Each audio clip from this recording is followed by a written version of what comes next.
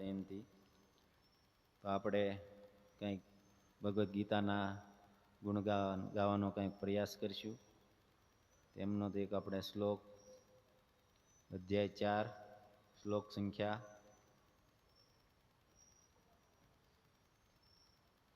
8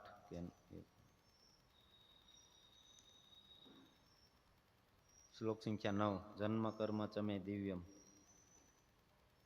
કાઢી લો ફોટો નીતિન.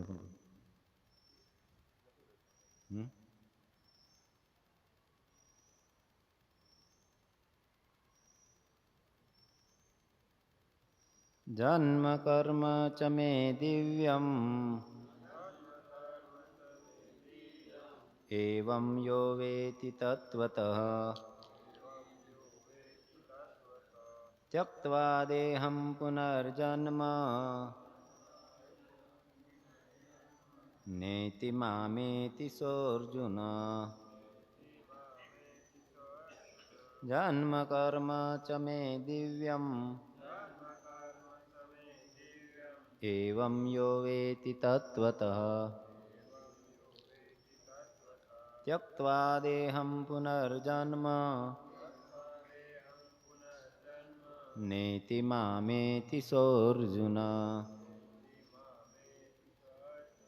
જન્મ કર્મ ચ મે દિવ્યમ એવં યો વેતિ તત્વતઃ ત્યક્ત્વા દેહં પુનર્જન્મ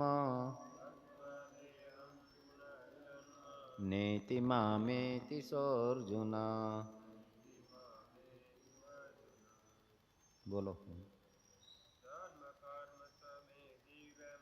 જન્મ કર્મ ચ મે દિવ્યમ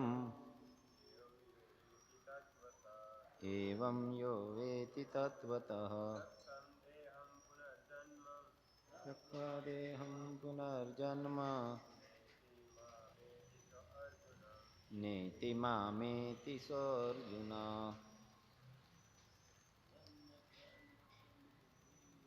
જન્મ કર્મ ચ મે દિવ્યમ એવં વેતિ તત્વતઃ ત્યક્ત્વા દેહં પુનર્જન્મ નેતિ મામેતિ સોऽર્જુન. માતાજી. જન્મ કર્મ ચ મે દિવ્યમ એવં યો વેતિ તત્વતઃ ત્યક્ત્વા દેહં પુનર્જન્મ નેતિ મામેતિ સોऽર્જુન. જન્મ જન્મ કર્મ કર્મ ચ અને મે મારા દિવ્યમ દિવ્ય એવં એ રીતે યહ જે મનુષ્ય વેતિ જાણે છે તત્વતઃ વાસ્તવિક રીતે ત્યક્ત્વા ત્યજીને દેહમ આ શરીર પુનઃ ફરીથી જન્મ જન્મ ન કદાપી નહીં એતિ પામે છે મામ મને એતિ પામે છે સહ તે અર્જુન હે અર્જુન. અનુવાદ અને તાત્પર્ય શ્રીલ પ્રભુપાદ દ્વારા. શ્રીલ પ્રભુપાદ કી. હે અર્જુન, જે મનુષ્ય મારા પ્રાગટ્ય તથા કર્મોની દિવ્ય પ્રકૃતિને જાણે છે તે આ શરીરને ત્યજ્યા પછી આ ભૌતિક જગતમાં ફરીથી જન્મ લેતો નથી, પરંતુ મારા સનાતન ધામને પામે છે. ભગવદ્ ધામમાંથી ભગવાનના અવતરણ અંગેની સ્પષ્ટતા 6થા શ્લોકમાં થયેલી છે. જે મનુષ્ય ભગવાનના પ્રાગટ્યના સત્યને સારી રીતે સમજી લે છે તે આ સંસારના બંધનમાંથી મુક્ત થઈ જાય છે અને આ શરીર છોડતા જ તત્કાળ ભગતધામમાં પાછો જાય છે. સંસારના બંધનમાંથી જીવાત્માઓની આવી મુક્તિ લેશ માત્ર સરળ નથી. નિર્વિશેષવાદીઓ તથા યોગીજનો ઘણા કષ્ટ તથા અનેક જન્મ જન્માંતર પામ્યા પછી જ મુક્તિ પામે છે. એમ થાય ત્યારે પણ ભગવાનની નિર્વિશેષ બ્રહ્મજ્યોતિમાં વિલીન થવાના રૂપે જે મુક્તિ તેઓ પ્રાપ્ત કરે છે તે આંશિક હોય છે, અને તેમાં આ ભૌતિક જગતના પાછા પતન પામવાનો ભય પણ રહે છે. પરંતુ ભક્ત ભગવાનના દેહ તથા લીલા કાર્યોની દિવ્ય પ્રકૃતિને સમજવાથી દેહ છોડ્યા પછી તે ભગવાનના ધામને પામે છે, અને આ ભૌતિક જગતમાં પાછો ફરવાનો તેને ભય રહેતો નથી. બ્રહ્મ સંહિતા 5:33 જણાવ્યું છે કે ભગવાનના અનેકાનેક રૂપ તથા અવતારો હોય છે. અદ્વૈતમ અચ્યુતમ અનાદિમ અનંત રૂપમ. જોકે ભગવાનના અનેક દિવ્ય રૂપો છે, છતાં તે સર્વ એક અને અદ્વય એવા પૂર્ણ પુરુષોત્તમ પરમેશ્વર જ છે. મનુષ્ય આ સત્યને વિશ્વાસપૂર્વક સમજવું જોઈએ, પરંતુ દુન્યવી સિદ્ધાંતો તથા જ્ઞાની યોગીઓ તે સમજવું મુશ્કેલ પડે છે. વેદો પુરુષ બોધિની ઉપનિષદમાં કહેવામાં આવ્યું છે તેમ, એકો દેવો નિત્ય લીલા નુરક્તો ભક્તવ્યાપી વેદંતરાત્મા. એક જ પૂર્ણ પુરુષોત્તમ પરમેશ્વર પોતાના અનન્ય ભક્તો તથા અનેક દિવ્ય રૂપ સદૈવ સંલગ્ન રહે છે. આ વેદનું વાક્યનું સમર્થન ગીતાના આ શ્લોકમાં સ્વયં ભગવાન દ્વારા કરવામાં આવ્યું છે. જે મનુષ્ય આ સત્યને વેદ તથા પૂર્ણ પુરુષોત્તમ પરમેશ્વરના પ્રમાણ આધાર સ્વીકારે છે અને શુષ્ક ચિંતનમાં નકામો સમય બગાડતો નથી, તે મુક્તિની સર્વોચ્ચ પૂર્ણાવસ્થાને પ્રાપ્ત કરે છે.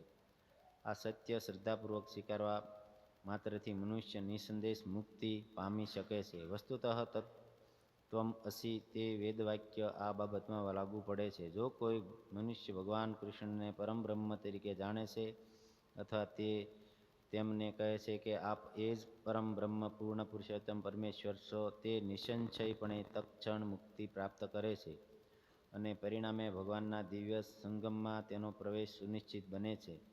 બીજી રીતે એમ કહી શકાય કે આવો શ્રદ્ધાવાન ભક્ત પૂર્ણતાને પ્રાપ્ત કરે છે. આનું સમર્થન નીચે લખેલા વેદવાક્યથી થાય છે.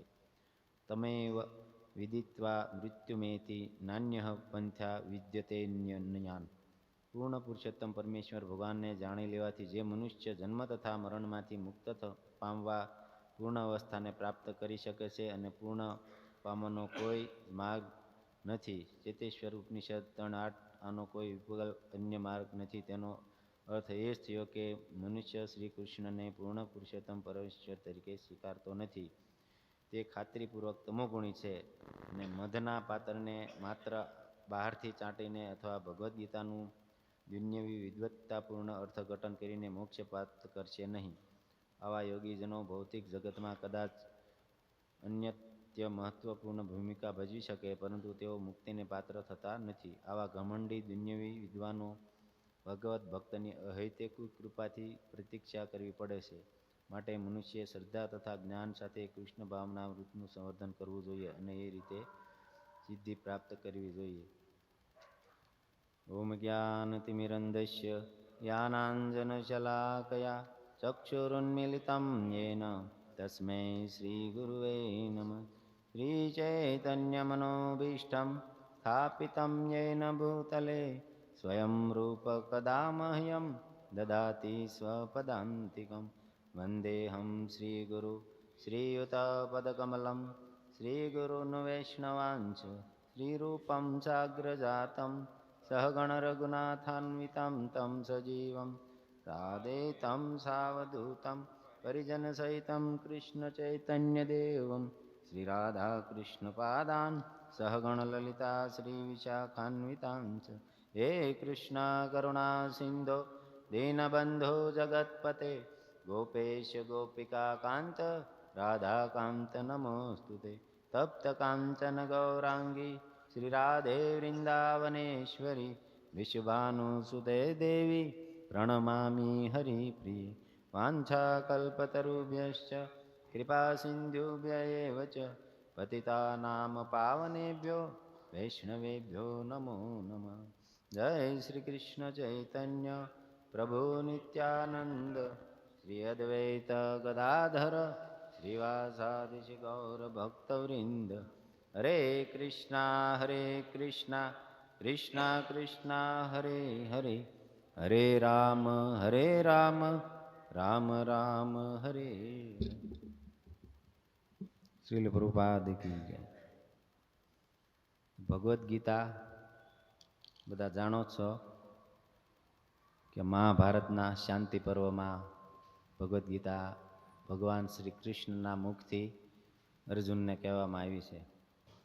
જ્યારે અર્જુન મોહ પામી ગયા હતા, શું કરવું શું નહીં કરવું એનું એને ખબર નહોતી, ત્યારે ભગવાન શ્રી કૃષ્ણએ એને જ્ઞાન આપ્યું અને એમનો પણ સાધુ સંતોના વચનોથી આપણને ખબર પડે છે કે અર્જુન તો ભગવાનના ભક્ત હતા, એને કોઈ મોહ થાય નહીં. પણ આપણા જગતના જીવોનો ઉદ્ધાર કરવા માટે અર્જુનને મોહ થયો, અને અર્જુનને મોહ થવાનું કારણ આપણો ઉદ્ધાર.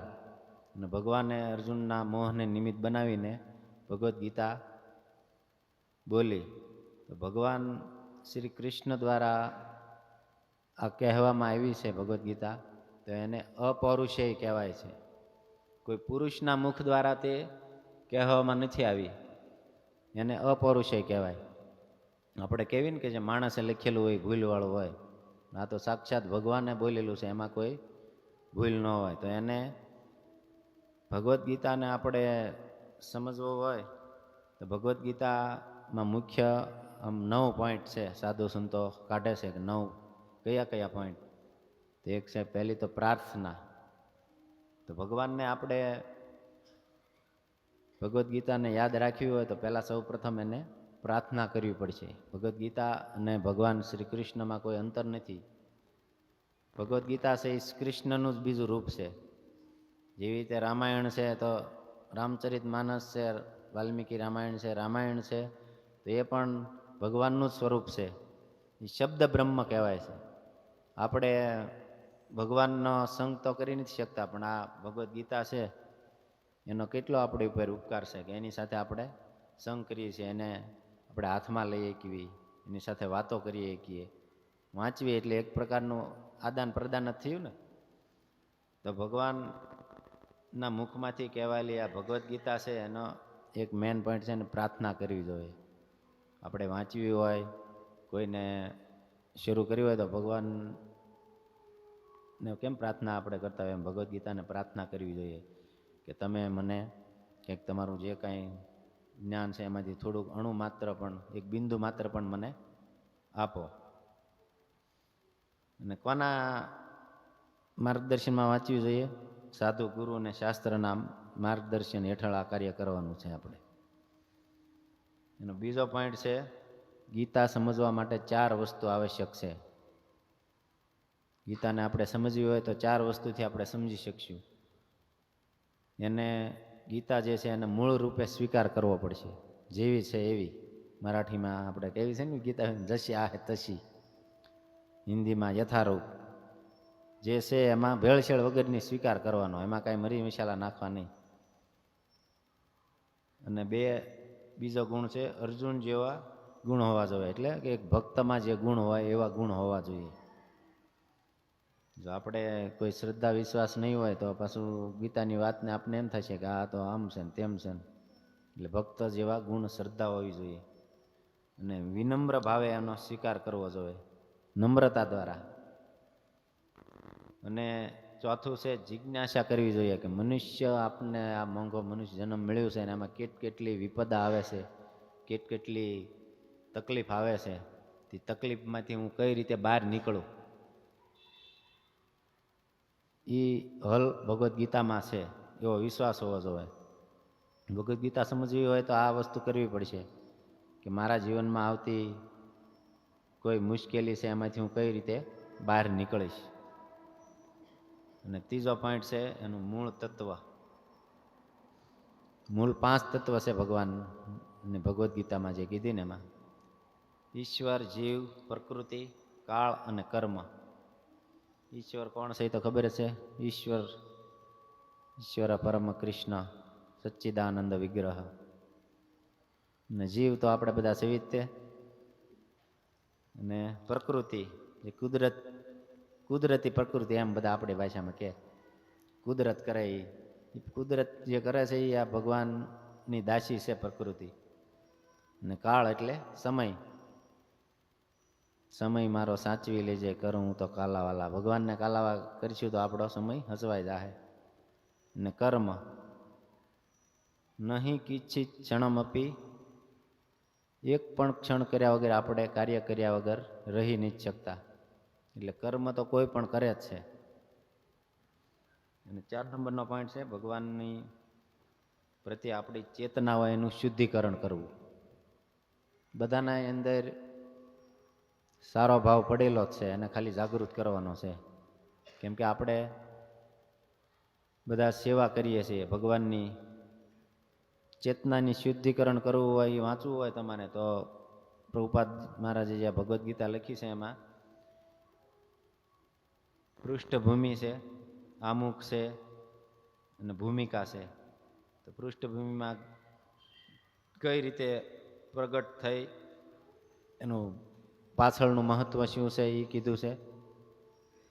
અને ભગવદ્ ગીતાનું મહત્વ શું, આમુખમાં એમનો ઉદ્દેશ્ય શું છે, એનું લક્ષ્ય શું છે, ભગવદ્ ગીતા કહેવા પાછળનો લક્ષ્ય. કોઈને વધારે જિજ્ઞાસા હોય કે મારે ભગવદ્ ગીતામાં વધારે જાણકારી મેળવી છે તો આમુખ વાંચે તો એમાં ઉદ્દેશ શું છે ને ભગવાન કૃષ્ણનું મહત્વ શું છે અને ભગવાન આમાં ભગવદ્ ગીતાનું કેન્દ્ર બિંદુ શું છે એ તમને જાણવા મળશે. અને એમાં છે કે ભગવાન કૃષ્ણ જ કેન્દ્ર બિંદુ છે. ભગવાન કૃષ્ણની પ્રસન્નતા માટે કોઈ પણ કાર્ય કરવું એ ભગવદ્ ગીતાનું કેન્દ્ર બિંદુ છે. એમ ઘણા ગીતા ઉપર ટીકાઓ લખી છે. કોઈ રાજકારણીએ લખી નાખી છે તો રાજકારણીઓએ લખી તો રાજકારણની વાતો હોય, એમાં જેવો ભાવ હોય એવું થાય ને. એમ તેના મસાલા નાખી નાખીને ભેળવેલી ભેળસેળવાળી.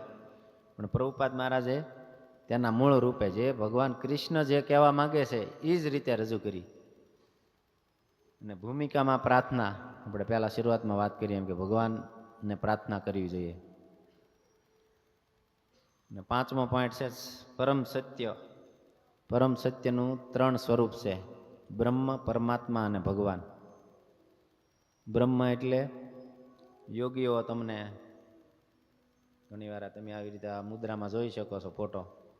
યોગ સાધનામાં બેસી ગયા હોય, બ્રહ્મની પ્રાપ્તિ કરવા માટે યોગ નિદ્રામાં બેસી જાય. હજી જૂનાગઢના જંગલોમાં હજારો વર્ષથી એવી રીતે યોગ સાધના કરે છે. એ બ્રહ્મની પ્રાપ્તિ કરવા માટે તપસ્યા કરે છે. અને બીજું ભગવાનનું સ્વરૂપ છે પરમાત્મા. પરમાત્મા રૂપે ભગવાન બધાના હૃદયમાં રહેલા છે. જો આપણને ઘણા 14 કેમેરા છે, એમાંથી કદાચ કોઈક રાત ને દિવસ, સૂર્ય, ચંદ્ર, હવા, પાણી, અગ્નિ, આકાશ, એનામાંથી કદાચ ક્યારેક બચી શકશું, પણ હૃદયમાં પરમાત્મા રૂપે ભગવાન રહ્યા છે એનાથી બચાશે નહીં. એટલે કોઈને એમ હોય કે ભાઈ કોઈને ખબર નથી મેં તો આ હાલો ને હાલી જાહે, પણ એ પરમાત્માના નજરમાંથી સટકશું નહીં ક્યારેય પણ. તો એ ધ્યાન રાખવું જોઈએ. અને બીજું છે ભગવાન. ભગવાન તો બધાને ખબર જ છે. કોણ છે ભગવાન? શ્રી કૃષ્ણ, રામ. આમાં શ્લોકમાં પહેલા જ કીધું જન્મ કર્મ ચમે દિવ્યમ એવમ યો વેતિ તત્વતઃ. જે ભગવાનના જન્મ અને કર્મ દિવ્ય છે એ તત્વથી જાણે છે. ત્યક્ત્વા દેહમ પુનર્જન્મ નાતિ મામેતિ સો અર્જુન.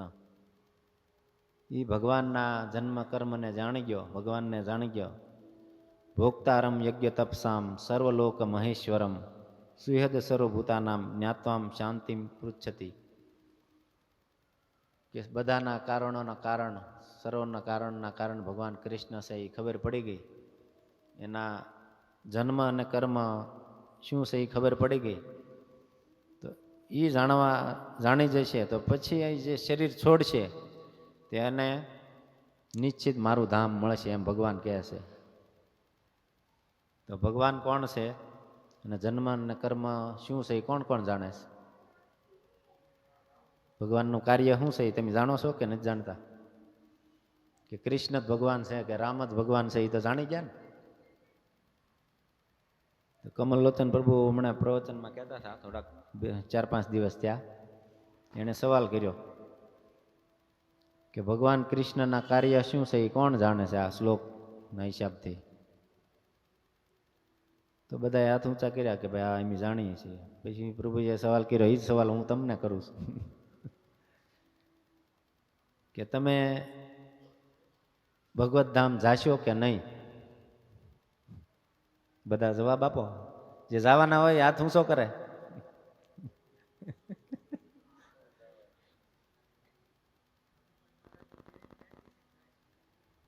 તમને શું છે એમ?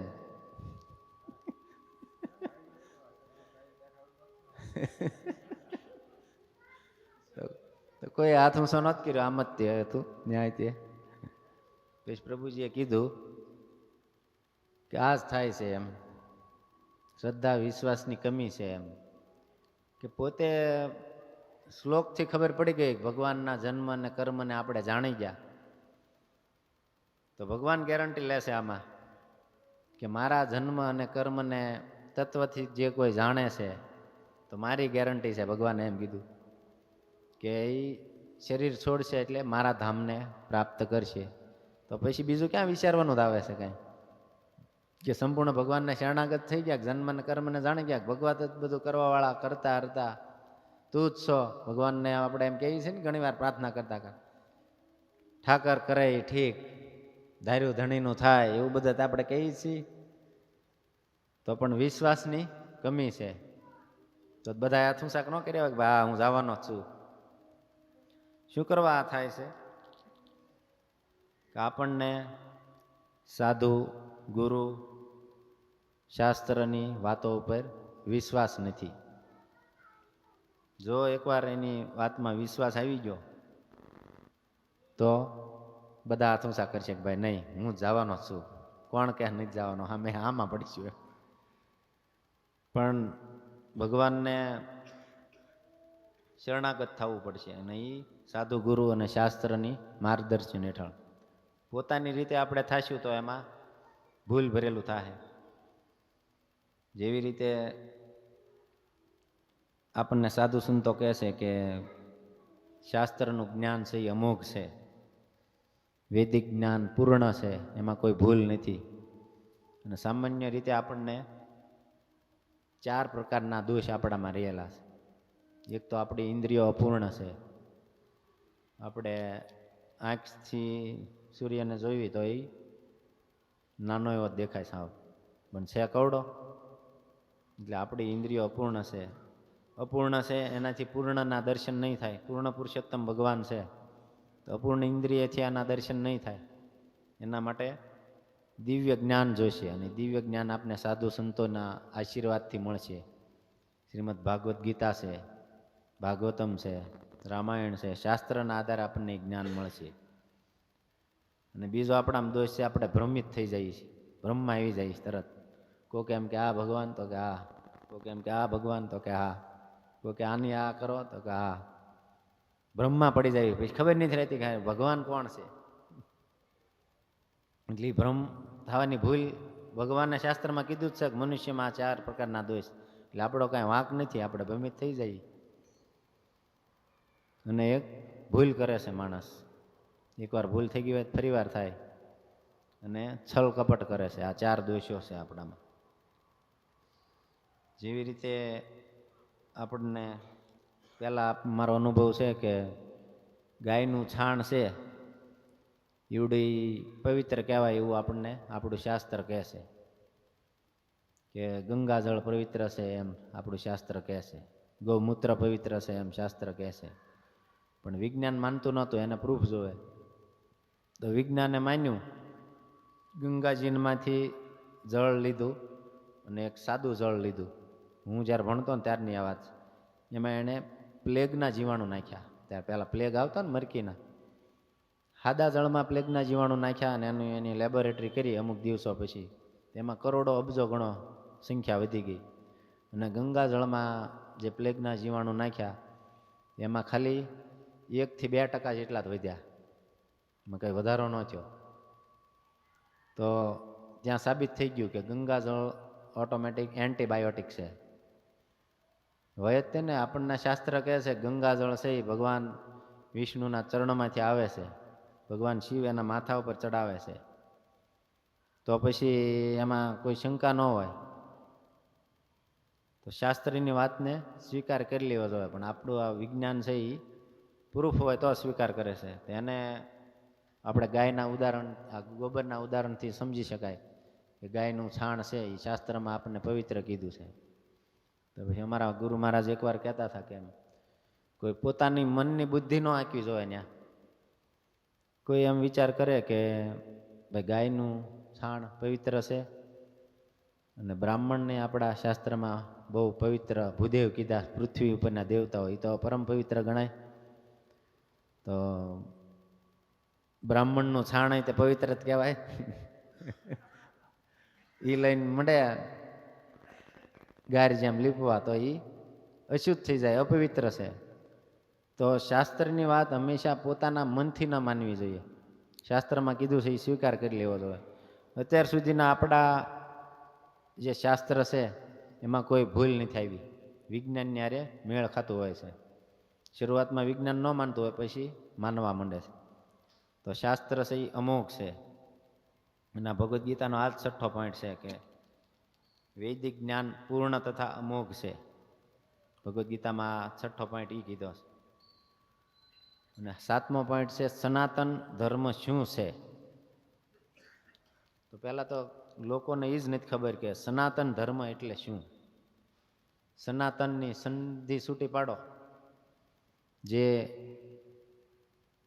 જેનો કોઈ અંત નથી. એમ જે ભવિષ્યમાં હતું, અત્યારે છે, ભવિષ્યમાં હશે, ભવિષ્યમાં હતું અને વર્તમાનમાં છે, એને સનાતન કહેવાય. સનાતન ધર્મ આપણો શું છે એમ કે સનાતન ધર્મ છે આપણે ભગવાનની સેવા કરવી. આપણે ભગવાનના દાસ છે. આપણે અવારનવાર સાંભળ્યું છે કે આપણે કોઈની સેવા જ કરવી છે. સમાજમાં રહેતા હોય તો સમાજની સેવા થતી હોય, કોઈ ગામડામાં ગામની સેવા કરતા હોય, કોઈ સિટીમાં હોય તો સિટીને લગતી સેવા કરતા હોય, કોઈ દેશને પ્રેમ કરતા હોય તો દેશને લગતી સેવા કરતી હોય. કોઈ પણ અહીંયા છે એક સામાન્ય માણસ છે તો એ પોતાના પરિવારની સેવા કરતા હોય. પોતે બધા સેવા જ કરે છે. પણ આપણે એ ભૂલી ગયા છીએ કે આપણે ભગવાનના દાસ છીએ, તો આપણે ભગવાનની સેવા કરવી જોઈએ. કેમ કે આપણો સ્વભાવ છે સેવા કરવી. એટલે સનાતન ધર્મ એ જ છે કે સેવા કરવી, ભગવાનની સેવા કરવી, એ જ આપણો ધર્મ છે. પણ આપણે ભૂલી ગયા ને બીજી સેવામાં લાગ્યા છે. કેમ કે આપણી જે પ્રકૃતિ હોય એ જાય નહીં ને. કોઈ પરિવારની કરે, કોઈ સમાજની કરે, કોઈ દેશની કરે. પણ સાર એ છે કે ભગવાનની સેવા કરવી જોઈએ. પ્રભુપાદ મહારાજ તે પહેલાં શરૂઆતમાં આ ગાંધીજીની ચળવળમાં જોઈન્ટ થયા હતા ને દેશભક્તિની સેવા કરવા માટે એ જાતા, ગાંધીજીને હારે જાતા. પછી એક વખત એમના જે ગુરુ થવાના હતા એ ભક્તિ સિદ્ધાંત સરસ્વતીનો ક્લાસ હતો, તો એમના એક મિત્ર લઈ જાય કે હાલો તમે. એમણે એમનો ક્લાસ સાંભળ્યો અને એને એમના ગુરુએ બોલાવ્યા ને બે વચ્ચે ચર્ચા થઈ. તો એણે પ્રભુપાદ મહારાજે સવાલ કર્યો કે તમને એવું નથી લાગતું કે તમે જે આ ધર્મની પ્રવચન આપો છો તો પહેલાં આપણને કે આપણો દેશ ગુલામીમાં છે તેને આઝાદ કરાવવો જોઈએ? તમને એવું નથી લાગતું કે આપણી ગુલામીમાંથી આને મુક્ત કરાવવો જોઈએ? તો પહેલો આપણો ધર્મ એ છે કે આને આઝાદ કરવો જોઈએ. તો એમના ગુરુ મહારાજે એને સરસ ઉપદેશ આપ્યો કે પહેલાં તો આઝાદી કોને કહેવાય એમ. તમે આ શરીરના બંધનમાં છો, 84ના ચક્રમાં છો. 84ના ચક્રમાં પુનરપી જનની જઠરે છે, એનો આપણે ઘણીવાર સાંભળ્યું. વારંવાર જન્મ લ્યો છે, 84 યોનિમાં ભટકતા રહ્યો છો. એ બંધનમાંથી મુક્ત થવું એ પહેલું જીવનું કર્તવ્ય છે. આ તો શરીરના બંધનમાં છો, તે આઝાદી છે આજ છે ને કાલ મળી જ જવાની છે. પણ તમારા 84ના ચક્રમાં ફસાઈ ગયા છો, જીવન મરણના ચક્રમાં ફસાઈ ગયા છે, એમાંથી આઝાદી માટે કાંઈ મહેનત કરી? તો પ્રભુપાદ મહારાજને લાગી આવ્યું અને પોતાનું જીવન સમર્પણ કરી દીધું. અને અત્યારે આપણે જોઈએ છીએ પ્રભુપાદ મહારાજની કૃપાથી કે ઘેરે ઘેરે ભગવાન રામ ને કૃષ્ણનો મહામંત્રનો જાપ થઈ રહ્યો છે. આખા શહેરોના શહેરો તમે જુઓ, ગામડામાં જુઓ, ભગવાનના નામનો કેટલો પ્રચાર થઈ રહ્યો છે, તો ભગવાન કૃષ્ણની શક્તિના પ્રતાપે થઈ રહ્યું છે. તો આપણે સનાતન ધર્મે હતા. હવે આપણે 8મો પોઈન્ટ છે, ભગવત ધામ આપણે જવું હોય તો ભગવત ધામ શું છે અને ત્યાં કેવી રીતે જવા મળે. ભગવાનના ધામમાં કોને ન જવું હોય? અહીંથી તમે સ્વર્ગમાં જાઓ, સ્વર્ગમાં ખાલી ભગવાનનું ધામ નથી. સ્વર્ગમાં તમે જાંબુડાના રસની નદી વહેતી હોય, શેરડીના રસની નદી વહેતી હોય, તમારે પી લેવાનો, પાછું કાંઈ જવાની જરૂર નહીં, આ કાંઈ જરૂર નહીં, ખાલી સુખ ભોગવવા જ મળે ત્યાં. સ્વર્ગમાં એટલું બધું સુખ છે, એ તો બધું આમ કીડો મકોડા જેવું સુખ ગણાય ભગવાનના ધામની સામે. તો એ ખાલી તમે એક આમ વિચાર કરો કે ભગવાનના ધામમાં કેટલું સુખ હશે, એની કોઈ આપણે વર્ણન ન કરી શકીએ. એ ભગવાનનું ધામ કેવું છે એનું વર્ણન ન થઈ શકે, અને એ કેવી રીતે જવા મળે. ભગવાનનું ધામ જવું હોય તો નિર્માણ મોહા થવું પડશે, મોહમાંથી છુટકારો મેળવવો પડશે. આ મારું છે, આ મારા છે. એકવાર ભગવાન એવી કૃપા કરી દે, આ તારું છે, મારું કાંઈ નથી. એમ સાધુ સંતો ગાય છે ને, સિયા રામમય સગબ જગ જાની, વાસુદેવ ઇતિ સર્વમ શ્યામમય જગત. બધા સાધુ સંતોએ ઘણા ભજન ગાયા કે રામ ને કૃષ્ણમય જ જગત છે. ઘણીવાર આપણે સાંભળવી છીએ, કૂતરા હોય એમાંય ભગવાન દેખાતા હોય. એવી સ્થિતિ થઈ જાય ને તો ભગવાનના ધામમાં જવા મળે. આપણને રામાયણની ચોપાઈ ઘણીવાર આપણે સાંભળીશ, સરળ હૃદય થઈ ગયું હોય તો ભગવાનના ધામમાં જવા મળશે, અને કપટવાળું હૃદય છે તો જવા નહીં મળે. છલ કપટ મોહે છિદ્ર ન ભાવા. તો નિર્માણ મોહા થવું પડશે. નિર્માણ મોહા થવું હોય તો ભગવાનના નામનું સ્મરણ કરવું પડશે. હરે કૃષ્ણ કૃષ્ણ કૃષ્ણ હરે હરે, હરે રામ રામ રામ હરે હરે. અને છેલ્લો આપણે સાર વસ્તુ ગમે ત્યારે આપણને ગમે, છેલ્લે નામ લઈ લેવાનું ભગવાનનું. ભગવાનના ધામું હોય તો પહેલો છે નિર્માણ મોહા થવું પડશે, મોહ વગરનું. મોહ કરવાનો પણ ભગવાનમાં કરવાનો છે, સાંસારિક ભૌતિક આસક્તિથી દૂર થઈને. અને ભગવાનનું મરતી વખતે ભગવાનનું નામ લઈ લેવાનું તો ભગવાનનું ધામ મળી જાય. તો મરતી વખતે ભગવાનનું નામ લેવું હોય તો કઈ રીતે લેવું છે? કોઈ આઈડિયા કોઈની પાસે?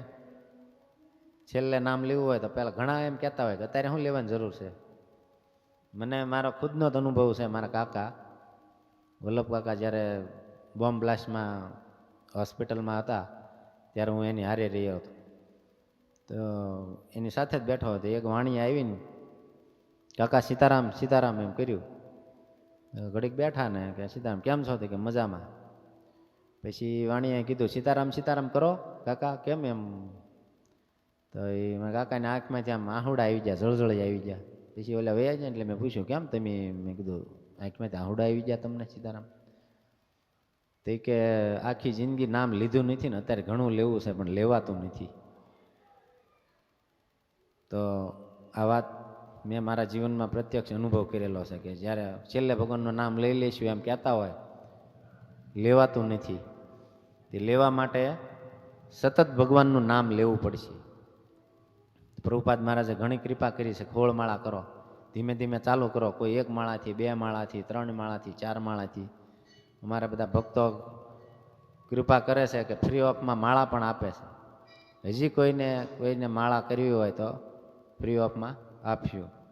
તો ભગવાનનું અંત સમયમાં નામ લેવું હોય તો સ્મરણ સતત કરવું પડશે. તો એક સવાલ થાય કે સતત સ્મરણ કરશું તો પછી કામ કોણ કરશે? તો આપણા સંતોએ ઘણા ભજન ગયા, કરતા જઈએ ઘરનું કામ, લેતા જઈએ હરિનું નામ. માતાઓને એ લાગુ પડે ને આપણને કરતા જઈએ ઓફિસનું કામ ને લેતા જઈએ હરિનું નામ. તો ભગવાનનું મગજમાંથી ચિંતન ન જવું પડે. આપણે ઘણીવાર ગામડાના લોકોના, અમારા ગુરુ મહારાજ કહે છે કે ગામડાના લોકો ભગવાનની કથાને સમજી શકશે, ભાગવતને સમજી શકશે. જેવી રીતે કોઈ પનિહારી હોય, માથે હેલ લઈને માતાજી જાતા હોય, બે હેલ હોય, ડગમગ જાહે, પણ બધા વાતું ચીતું કરતા હશે, પણ એનું ચિત્ત ક્યાં લાગેલું છે? હેલમાં. એમ આપણે આપણા કાર્ય કરવાના જ છે, કોઈ નિવૃત્તિ નથી લઈ લેવાની. પણ મન છે, આપણું ચિત્ત છે, એ ભગવાન કૃષ્ણમાં, રામમાં નાખી દેવાનું છે. તમે તમારા બધા કામ કરો, પણ ચિંતન ભગવાનમાં આવવું જોઈએ. એક વખત એક સાધુ સંતોને કોઈ માતાજીએ આવીને સવાલ કર્યો કે મારા પતિ છે એ દુષ્ટ પ્રવૃત્તિના છે, તો એને મારે હું તેજી દેવા જોઈએ કે નહીં તેજી દેવા જોઈએ? એની હારે મારે રહેવામાં મને ગમતું નથી, પણ મને આસક્તિ નથી એનામાં, પણ એ જે કહે હું કરું છું છતાંય. એને સંતે એને બહુ સરસ જવાબ આપ્યો કે નહીં, આ જ તમારું કર્તવ્ય છે. તમે એમાં આસક્ત નથી, બસ આ વિષય વસ્તુ ભોગમાં આસક્ત થવાનું નથી. જેવી રીતે આપણે આ પનિહારીનું ઉદાહરણ આપ્યું, ગમે એની વાત કરશે, ચાલતા ચાલતા રસ્તામાં જોશે, બધું કરશે, પણ એનું ચિત્ત હેલમાં છે, હેલ પડી નહીં જાય. એમ તમે તમારા બધા કાર્ય કરો, સાધુ સંતોએ કીધું, પણ તમારું મન છે એ ભગવાનમાં રાખવું જોઈએ. જ્યાં સુધી મન ભગવાનમાં નહીં રહે ત્યાં સુધી ભગવત ધામ નહીં મળે.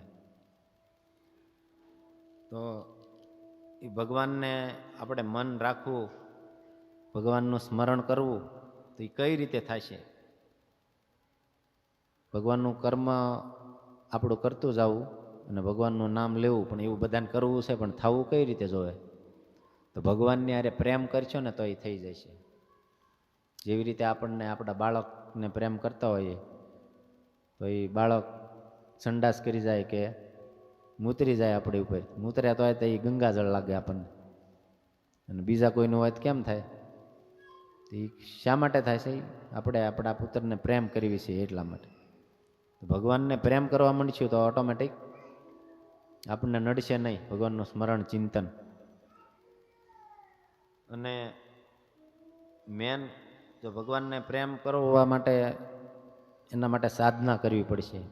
જેવી રીતે સવારમાં મંગળામાં જાગવું, ભગવાનના નામનો જપ કરવો, શ્રીંગાર આરતીમાં જવું, કથામાં જવું, કીર્તનમાં જવું,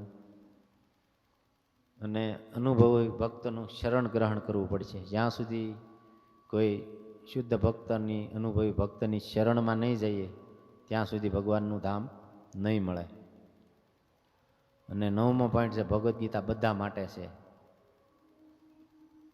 જેવી રીતે તમે ઋષભદેવ ભગવાનને નામ સાંભળ્યું છે, ભાગવતમમાં આવે છે એમનું વર્ણન, 5:5 સ્કંદ 5મો અધ્યાય, અને 1 થી 14 શ્લોકમાં એમનું ઉપદેશ છે.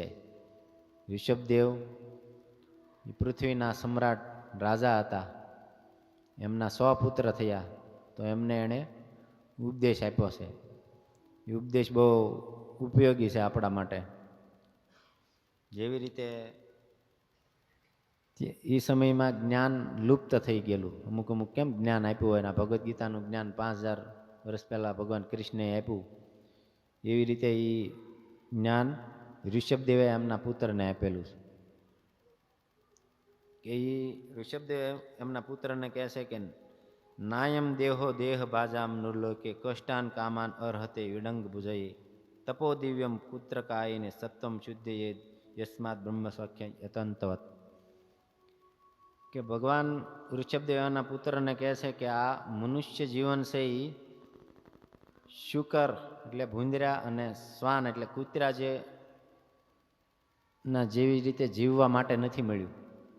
આ મોંઘો મનુષ્ય દેહ નહીં મળે. વારંવાર આપણે ઘણું સંતોએ ગાયું, સમજાવ્યા. આ મનુષ્ય જીવન છે એ ઇન્દ્રિય ભોગ માટે નથી, કે દિવસ રાત પરિશ્રમ કરવો. આપણે બધા જ કરીએ છીએ. કેટલી કષ્ટ થઈને ટ્રેનમાં તો બધાને અનુભવ હોય છે. આપણે બજારમાં જવું હોય, અત્યારે એસીવાળા છે તો એમાં એસીમાં તે ભીંહ પડે છે, કાંઈ નથી પડતી એવી નથી. કેટલા દબાઈને આપણે ટ્રેનમાં જઈએ છીએ, કેટલો કષ્ટ પડે છે. તો ઋષભદેવ કહે છે કે આ કષ્ટમય જીવન છે, પ્રભુપાદ મહારાજે કીધું એ બી બેલેન્સ રાખવાનું છે. કાર્ય કરો તમે, ચિત્તમાં ભગવાન રાખો, આસક્તિ નહીં હોવી જોઈએ. તો ભગવાન અહીંયા એમના પુત્રનો ઉપદેશ આપે છે કે આ કૂતરા અને વિંદરાની જેમ જીવન આપણે વેડફી નથી નાખવાનું. શું કીધું? તપોદિવ્યમ. તપોદિવ્યનો અર્થ થાય છે ગુરુ, શાસ્ત્ર અને વરિષ્ઠ ભક્તોના, સાધુઓના માર્ગદર્શન હેઠળ આપણે તપસ્યા કરવી જોઈએ. તપસ્યામાં કીધું એ જ છે ભગવાનનું નામ લેવું, સવારમાં વહેલા જાગીને ભગવાનની પૂજા અર્ચના કરવી. જે ભક્તિમય કાર્ય છે એ તપસ્યા છે. કોરી તપસ્યા નથી કરવાની. કોઈ ઘણા ખાલી તપસ્યા કરે, શું કે મારા આની બાધા છે, કે મારા શું કામ, તો કે એ ખબર નહીં. કંઈક કારણ તો હોવું જોઈએ ને, આપણે કંઈ તપસ્યા કરીએ છીએ તો. હા, કોઈ બાધા છે ને એમ હોય કે ભગવાન આ મને વસ્તુ પ્રિય છે, જેવી રીતે પ્રભુપાદના ગુરુ મહારાજ છે ભક્તિ સિદ્ધાંત સરસ્વતી મહારાજ, તો એમને બાધા લઈ લીધી હતી, પણ એનું કારણ હતું એમના પિતાએ એમને કીધું કે એક વખત એમના ઘરે કેરી આવી, ઉનાળાની પહેલી કેરી આવી, એમ સમજો ને, તે આવી તો એ તો 5-6 વર્ષના બાળક હતા ને એને લઈને સીધી ખાવા માંડી. તો એમના પિતાશ્રીએ કીધું કે આ કેરી ભગવાનને ભોગ લગાડ્યો? કે નહીં પિતાજી, કે એવું મેં નથી કર્યું. તો એમને કીધું, એને જ્ઞાન આપ્યું કે કોઈ પણ વસ્તુ હોય તે આપણી નથી, પહેલાં ભગવાનને ભોગ લગાડવો જોઈએ અને પછી એને ખાવું જોઈએ પ્રસાદ કરીને. તો એ ભક્તિ સિદ્ધાંત સરસ્વતીને એટલું લાગી આવ્યું, 5-6 વર્ષની બાળકની ઉંમર હતી તોય એણે ત્યાંથી બાધા લઈ લીધી આપણી ભાષામાં કે ભગવાનને ધરાવ્યા વગર મેં ખાધું છે, તો આજ પછી હું કોઈ દિવસ કેરી નહીં ખાઉં. કેટલી નિષ્ઠા છે ભગવાનની ઉપર, કેટલું સમર્પણ. તો આપણે તે પ્રયાસ કરવો જોઈએ. આપણે વાલ્મીકી રામાયણમાં ભગવાન રામ જ્યારે વનવાસમાં જાય છે, સીતા માતાને, લક્ષ્મણજીને, વાલ્મીકીજીને મળે છે, ત્યારે વાલ્મીકીજીને ભગવાન પૂછે છે કે હે પ્રભુ, તમે મને બતાવો કે હું ક્યાં રહું. તો વાલ્મીકીજી દાંત કાઢતા કાઢતા કહે છે એમ કે તમે ક્યાં નથી રહેતા એ મને કહો પહેલાં. તો ભગવાન મનમાં માનો કે કહે છે કે ભાઈ હું અહીંયા ભગવાન થઈને નથી આવ્યો, તમે મારું ઓલું ઉજાગર કરોમાં. પછી વાલ્મીકીજી કહે છે અને રહેવાના સ્થાન બતાવ્યા. जिनके श्रवण समुद्र समाना, कथा तुम्हारी सुभग सरी नाना, बरहि निरंतर हो ही न पूरे, तिन्ह के तुम कहूँ गोरे. કે જેના શ્રવણ એટલે કાન સમુદ્ર જેવા વિશાળ હોય, જેવી રીતે કોઈ નદી છે એ અવિરત સમુદ્રમાં વહેતી જાય તો સમુદ્ર ક્યારે ભરાય, એવી જ રીતે કહે છે ભગવાન તમારી જે કથા જે સાંભળતા જ રહે એનો આ કાન કોઈ દિવસ તમારા કથા રૂપી શ્રવણથી ભરાય ન જાય. તો એવાના ઘરે જઈને તમે રહ્યો. એટલે આપણે ભગવાનની કથા સાંભળવી જોઈએ. અને વાલ્મીકીજી બીજું કહે છે કે તમે જે કોઈ કથા કરતા હોય એના ઘરે રહ્યો. પછી ઘણા છે કે નાસિકા છે પોતાની ભગવાનને નિવેદિત પત્ર પુષ્પ જે અર્પણ કર્યું હોય એને સૂંઘવામાં લગાડતા હોય એના ઘરે રહ્યો. પછી કહે છે ભગવાન तुम ही निवेदित भोजन करही, તમને જે નિવેદન કરીને ભોજન ભગવદ્ ગીતામાં પણ કીધું છે 13મા શ્લોકમાં 3:13, યજ્ઞ શિષ્ટાશીન ચંતો મુચ્યંતે સર્વ કિલ્બિષે ભુંજતે તે તગમ પાપા એ પચંત્યાત્મ કારણાત. કે ભગવાનને અર્પણ કર્યા વગર તમે ઘણીવાર જોતા હશો કે આ લોકો ઘણા ભક્તો ભગવાનને અર્પણ કર્યા વગેરે ખાતા નથી. તો શું કામ? કેમ કે ભગવાન પોતે કહે છે કે મને આપ્યા વગર કોઈ પણ કાંઈ ખાય છે એ પાપ ખાઈ રહ્યો છે. એટલે પહેલાં આપણને કોઈ ખબર નથી પડતી, એટલે એમ થતું હતું કે આ ભક્તો આમ કેમ કરતા છે. પણ જ્યારે ખબર પડી કે ભગવાનને અર્પણ કર્યા વગર ખાવું ન જોવે, તો બને ત્યાં સુધી પ્રયાસ કરવો જોવે કે ભગવાનને અર્પણ કરીને તે પાપ કેમ લાગે. એક પ્રકારે જોવો તો આપણે બધા શાકાહારી જ છીએ, પણ ભગવાન ભગવદ્ ગીતામાં કહે છે કે મને આપ્યા વગર જે ખાય છે એ પાપ ખાઈ રહ્યો છે. આપણે બાજરો છે કે ઘઉં છે એ જ ખાવી ને, તો બાજરાને કાપી નાખ્યા એટલે એને મારીને જ ખાધો ને. પણ ભગવાને શાસ્ત્રમાં આપણને એવું જ્ઞાન આપ્યું છે આપણા ધર્મમાં કે ભગવાન પોતે કહે છે કે તમે વેજીટેરિયન શાકભાજી એ છે એ લ્યો, તમારી રીતે ઉગાડો, પછી મને અર્પણ કરી દો. એનું પ્રત્યક્ષ ઉદાહરણ તમે જોવો છો. ભગવાનને ધરાવેલો ભોગ હોય એ કેવો મીઠો લાગે. ભગવાનની ઇન્દ્રિયો દિવ્ય છે, એ ખાલી સામું જોઈને આંખથી નહીં ખાઈ લે. આપણે આંખથી નથી ખાઈ શકતા. એ વસ્તુ અહીંયા પડી રહે, આપણા ચિંતનમાં ન આવે. ભગવાન અચિંત્ય શક્તિના માલિક છે. જો આપણા ચિંતનમાં એ નહીં આવે કે ભગવાને જોઈ લીધું, ખાઈ લીધું ને એ વસ્તુ અહીંયા પડી છે, તો બધાએ પ્રયાસ કરવો જોઈએ કે ભગવાનને ધરાવીને જ ખાવું જોઈએ. આપણા નાના હતા તારે ત્યાં ઘણીવાર આપણે સાંભળ્યું છે, જેવું અન્ન એવું મન. તમારું અન્ન જેવું હોય છે એવું મન થશે. એટલે ખાવા ઉપર જ ધ્યાન રાખવું પડશે. જો આપણે ખાવામાં ધ્યાન નહીં રાખીએ, ભગવાનને અર્પણ કરેલો પ્રસાદ નહીં ખાઈએ, તો આપણી ચેતના તરત અશુદ્ધ થશે. અને ચેતના અશુદ્ધ થઈ એટલે ભક્તિમાંથી હવે સુરત ગયા હોય તો પછી એમ થઈ જાય કે આ સારું ભક્તિ કાંઈ કરાય નહીં. હવે અહીંયા એકાદું ફેક્ટરી ચાલુ કરવું, એકાદું આ કરવું જેવા સંઘમાં. એટલે જ તે ચૈતન્ય મહાપ્રભુ અસત્સંગ ત્યાગાત એ વૈષ્ણવેર આચાર, અસતનો સંઘનો ત્યાગ કરવો જોઈએ એમ. પણ તમે જો ભગવાનને અર્પણ કરેલો કૃષ્ણ પ્રસાદ જ ખાધો હશે, તો કોઈ પણ આવે તમારું મન વિચલિત નહીં કરી શકે ભગવાનની ભક્તિમાંથી.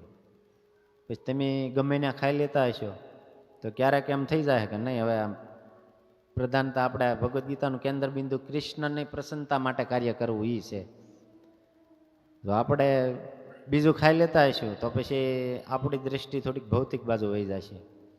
આપણે પ્રધાનતા ભૌતિકતાને આપી દઈશું, આધ્યાત્મિક ભગવાનને પ્રધાનતા નહીં આપી.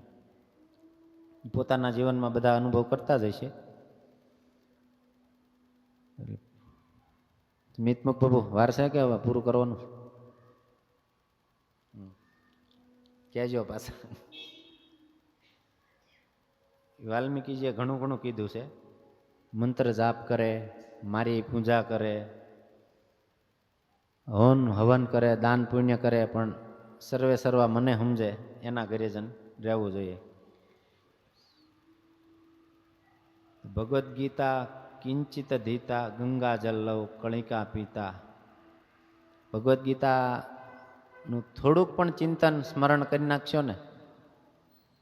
એક ઉદાહરણ બહુ મસ્ત છે. એકવાર અમારા ગામના જીવરાજભાઈ છે, એને લાલ ગોવિંદ પ્રભુની ટ્રેનમાં હાર્યા હતા.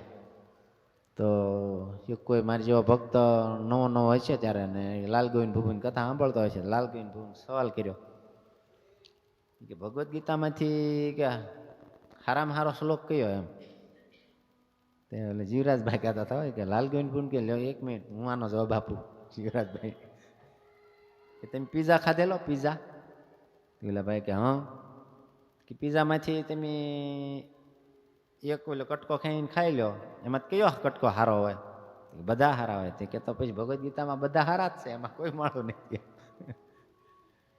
તો ભગવાનને બોલેલી આ ભગવદ્ ગીતા છે, એમાં એક એક અક્ષરનું મહત્વ છે, એક એક શબ્દનું મહત્વ છે.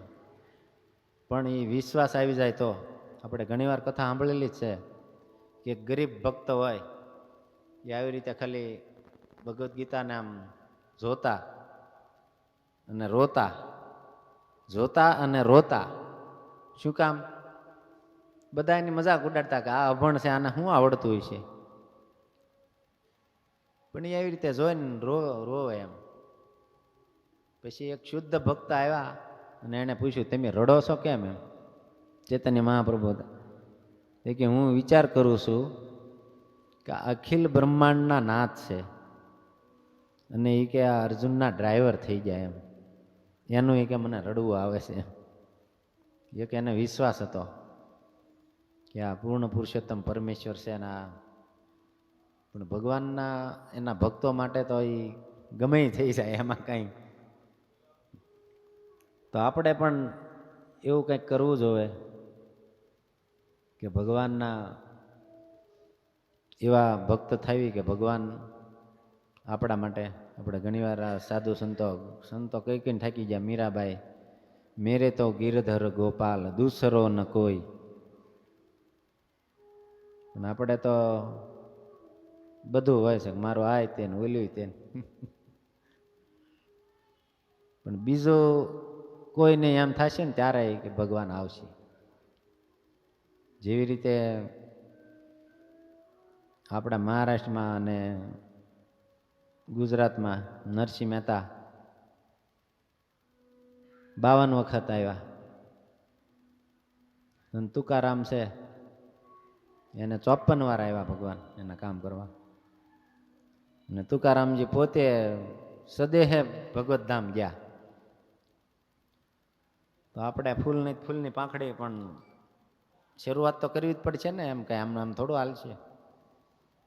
તો આપણે શનિવારે ભગવદ્ ગીતા ગઈ છે, તો ભગવદ્ ગીતાનો ભલે એક જ શ્લોક અમે ટ્રેનમાં વચ્ચે ચાલુ કર્યું હતું, એક શ્લોક વાંચવાનો ને એનું ભલે ઈ બાને આપણે વચાય તો જાય. એનું મહત્વ આપણને નથી ખબર કે આ એક શ્લોકનું કેટલું મહત્વ છે. ટ્રેનમાં શું કામ હોય વિનુભાઈ? આપણે મોબાઈલમાં નાની ભગવદ્ ગીતા હારે રાખો તો વધારે બેટર છે. નકર મોબાઈલમાં છે જ તે એક શ્લોક વાંચી નાખ્યો, 2-5 મિનિટ થાય. તાત્પર્ય હારે વાંચો 5 થી 10 મિનિટ. તો પ્રયાસ કરવો જોઈએ કે આ ગીતા જયંતિનો આ મહિનો ચાલી રહ્યો છે, તો બધાએ ભગવદ્ ગીતાને વાંચવાનો પ્રયાસ કરવો જોઈએ. અને બધા ભગવદ્ ગીતા વાંચવા જઈએ ત્યાં તો તમને ખબર જ છે, ઘણા અનુભવ થાય છે. એકવાર ભગવદ્ ગીતામાં વિશ્વાસથી ભગવદ્ ગીતાની કોઈ વસ્તુ આમાં મળે નથી, બધી સારી છે. અમુક તો હાવ ખોટું ગમે એ કહી દે એમ કે તમારા પિતૃઓનો ઉદ્ધાર થઈ જાય. મનમાં આવે ને બોલવા માંડે, પણ કંઈ ખોટું નથી, સાચું જ છે. ભગવદ્ ગીતા ઘરમાં આવશે એટલે તરત પિતૃઓ ખુશ જ થાય છે. એક વખત અમારે એક માતાજી છે મીરાવડ મંદિરના, એક હોટલમાં ગયા અને હોટલના મેનેજરને મળ્યા કે અમારે ગીતા જયંતિનો મહિનો ચાલે છે, તો તમે ભગવદ્ ગીતા લ્યો. કે અમારે કાંઈ જરૂર નથી, એને કાંઈ ન માનપાન બહુ આપ્યું નહીં કે તમે. પણ આ થોડાક સોંટી ગયા એને એમ વાતથી, આપણી ભાષામાં કેમ દલાલને પેકેટ વેચવું હોય એટલે સોંટી જાય તો જ મેળ આવે. એમાં ભગવદ્ ગીતા વેચવા હાટું થોડીક મહેનત કરવી પડે. એ માતાજીએ કીધું કે તમારે હોટલમાં કેટલા રૂમ છે? કે 100 રૂમ છે મારે. એમ કે એમ કરો, તમારા 100 ભગવદ્ ગીતા લઈ લો. એ જે 100 રૂમમાં એક ભગવદ્ ગીતા મૂકી દો. કેમ? તો કે એનાથી ફાયદો થાય? તો કે હા, ફાયદો થઈ જાય. મારી હોટલ હાલશે? કે હા, હોટલ હાલશે તમારી. તમારા ગ્રાહકોને ફાયદો થશે ને તમારે થાય. તો પેલાને એમ થયું ફાયદાની વાત આવી તો હાલ એને કંઈક કરું. એને 100 ગીતા લઈ લીધી અને એક ગીતા બધા રૂમમાં મૂકી દીધી. અઠવાડિયું થયું છે, એક ભાઈ આવ્યો. એ ભાઈ આત્મહત્યા કરવા આવ્યો હતો. હોટલમાં જઈને દવા પીને મરી જવું છે ઘરની. હમણાં એમાં આવ્યું હતું ને કે જીવનની સમસ્યાઓ આપણે કેટલી હોય છે, અમુકને વધારે મોટી હોય તો એ સહન ન થાય. તમારે ભગવાનની ભક્તિ કરીએ છે, ગમે એટલી સમસ્યા આવશે તમે સહન કરી શકશો. આણે કાંઈ ભજન કર્યું નહોતું, તે સહન ન થાય ને કે હોટલમાં જઈને આત્મહત્યા કરી લો. આવ્યો હોટલમાં ને ગયો, જેવી દવા ખોલીને આમ પીવા જતો હતો ને ત્યાં ટેબલ ઉપર બુક જોઈ. શું છે જોયું, જોઈને મીંડ્યો વાંચવા. વાંચતો જ ગયો. એ રાતે આવ્યો તો સવાર સુધી ભગવદ્ ગીતા વાંચી. પેલી બાટલી કચરામાં નાખી દીધી. હવે કે આત્મહત્યા કરવાની થતી નથી. અને ગયો સવારે મેનેજર પાસે ચાવી આપીને કીધું કે ભાઈ તમે કે હું જાઉં છું એમ. પણ એને કહેતો ગયો માણસ સારો હતો. કે આ બુક કોને મીકી કે કેમ તે કે હું તમારી હોટલમાં આત્મહત્યા કરવા આવ્યો હતો. પણ આ બુક વાંચી મેં એટલે મેં વિચાર ફેરવી નાખ્યો. પછી ઓલાને મહત્વ સમજાણું કે જો એ મારી હોટલમાં આવ્યો હોત ને આત્મહત્યા કરી હોત તો મારી હોટલનું નામ બદનામ થાત, કોઈ રોકાવા ન આવે. તરત એને સમજાઈ ગયું. એટલે આપણે ભગવદ્ ગીતા દેવા માટે કાંઈ પણ કહેવી એ કંઈ ખોટું નથી. કેમ કે આ પૂર્ણ પુરુષોત્તમ પરમેશ્વરની બુક છે. ભગવાન સાક્ષાત જ છે. આમાં કાંઈ ભગવાનમાં આમાં કોઈ અંતર નથી. આ શબ્દ બ્રહ્મ જ છે. તો બધાએ પ્રયાસ કરવો જોઈએ. આ ડિસેમ્બર મહિનો છે તો ભગવદ્ ગીતા કોઈને ગિફ્ટમાં દેવી. હવે જે વડીલો છે એને તો એ જ કરાય. કાંઈ લગ્ન આપણે આવતા હોય ને તો ભગવદ્ ગીતા આપે, કૃષ્ણ બુક આપે કે રામાયણ આપે, તે સામેવાળાનું જીવન ધન્ય થાય. તો ખૂબ ખૂબ ધન્યવાદ તમારો બધાનો કે તમે મારું જે કાંઈ ભાંગ્યું તૂટ્યું સાંભળ્યું. તો તમે મહામંત્રથી તમારું બધાનું સ્વાગત છે. હરે કૃષ્ણ કૃષ્ણ કૃષ્ણ હરે હરે, હરે રામ રામ રામ હરે હરે.